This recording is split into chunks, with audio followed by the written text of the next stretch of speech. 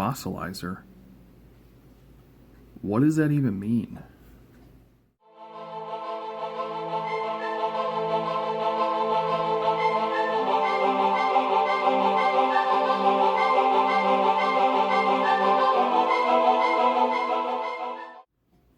And here we have Vertebreak, the fossilizer, out of the box and in his beast mode.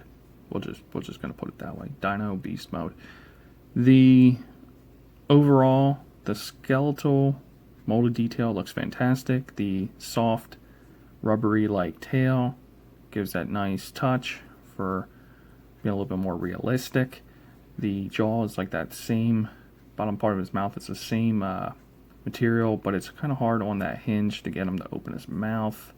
So I'm not sure. He can move his head up, look down, somewhere in between. It's a pretty good tight pin there. The feet are where my main concern is with this. It's really thin, but we'll get into that a little bit later. The hands should have been made out of the same material here to make it a little bit more realistic, like that soft. It can move, more posability, but they didn't do it.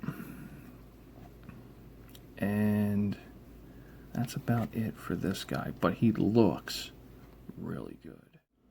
And here I have a second Vertebreak, and this is the one I had to glue his head back on, his robot head, because he came into the package broken, but I was able to fix him so far. And if you follow me on Instagram, you'll be able to see that picture, and follow me on there as well. So there's that. So he's all right being transformed.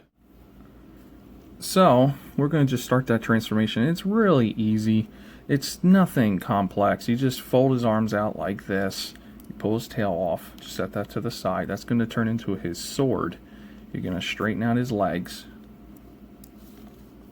And he's going to be looking like this. Look like a wingless bird. His shoulders are on like little hinges here. You just fold them out. Now here's his actual head. So what you're going to do, you're going to come to the back, lift this up, and you're going to do this. You kind of bring his head down, straighten his head out, fold this down, and then here comes the chest piece, and it just sits right there like that. Bring his head up, close this, and then you got a Predacon Vertebreak in robot mode. And we're going to arm him up. So there he is.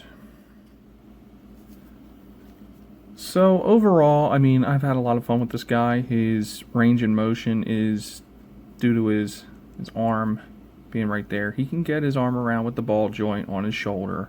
He does have elbow, 90 degrees. He doesn't have any wrist articulation. The chest piece on this one kind of flaps up and down. There's not really anything that holds this down other than this peg to just let it sit there.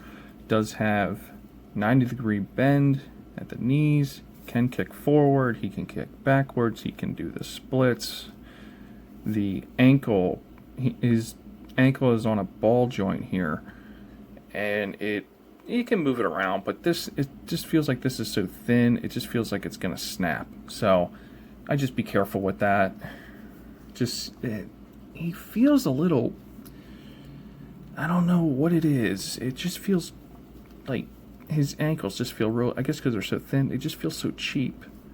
Because they had to make them thin because they're doing a skeleton version of a dinosaur. So I guess that's just the way they had to do it. But overall, hopefully we get to see these guys in the Kingdom series on Netflix when it comes out. Hopefully they make an appearance so we understand what's going on and why all of a sudden we have dinosaur bone Predacons running around. And one other thing, I just wanted to show off this head sculpt and that Predacon symbol there. It looks amazing. I like the red eyes. I like the head sculpt they gave him. I think they did a pretty good job with this robot form. I like the silver for his chest. Just kind of stand out a little differently since he's a more like a darker skeletal design. So there's that. And honestly, I'm trying to decide which mode I like better. Do I like the dinosaur mode, which I don't know what dinosaur they decided to make this guy. I'm not sure. I'll have to do some research on that. And then we got the robot mode. I think they look both fantastic for the core class. My final thoughts on Transformers Kingdom core class fossilizer Predacon Vertebreak. Honestly, for this little set, for $9.99, just for one of them, is pretty cool.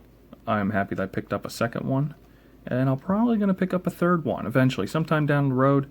Just have a little dinosaur pact, and can't go wrong with having extra Predacons to take on the Maximals. Because so far it looks like the first two waves mostly are Maximals or Autobots, and we get a couple Predacons in the fossilizer line, which is pretty cool. Hopefully they give us a Pterosaur and a Beast Wars Scorponok and a Waspinator, and also the Fire Ant himself, Inferno.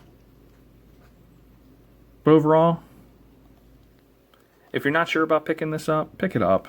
It's not something you'd be like wasting a whole lot of money on.